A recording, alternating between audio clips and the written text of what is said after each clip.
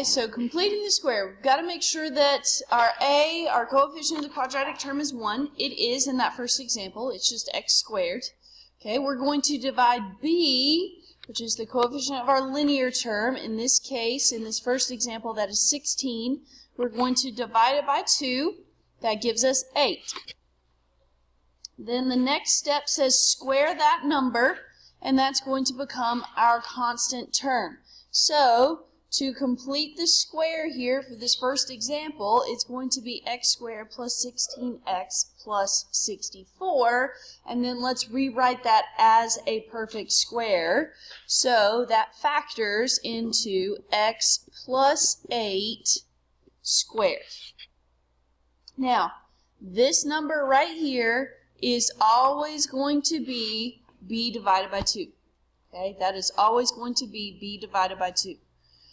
Now, the reason why we don't just go ahead and jump to that factoring is because when we use this as a method for solving, we're going to need that constant term as well. Okay, so you can't just use b over 2. You need the constant term as well. Let's look at number 18. Okay, z squared plus 22z. What do we need to complete the square here?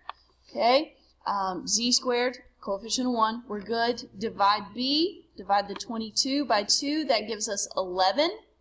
Square it, that's 121. So 121 completes the square, and that will factor as x plus 11 squared.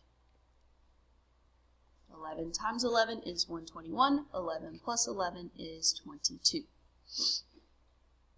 Now, they're not always even numbers. Okay, yes, that makes things a little not so nice, but it's not a big deal. Okay, they're not always even numbers.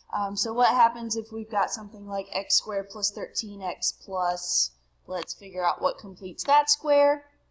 Okay, divide the 13 by 2. It is not evenly divisible, so we just leave it. When we square it, you square the numerator, that's 169. You square the denominator, that's 4. So 169 over 4 completes the square, and that is going to factor as x plus 13 over 2 squared. Now, I want to modify number 20 just a little bit because we have not had a case where it's where there's a negative.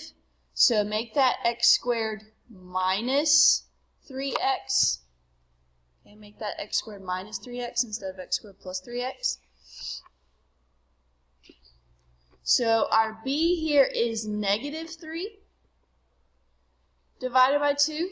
Now when we square it, we're still going to end up with a positive number because when you square a negative, it is positive. Negative 3 squared is 9. 2 squared is 4. So 9 over 4 completes our square, but when we factor this, it's going to be x minus 3 over 2 squared. Okay, so when your b is negative, your perfect square factors with a negative in it instead of a plus. Okay, now before we get into using this as a method for solving, I want you to practice with just this process so far. So on your worksheet, I want you to do 42 through 48 even.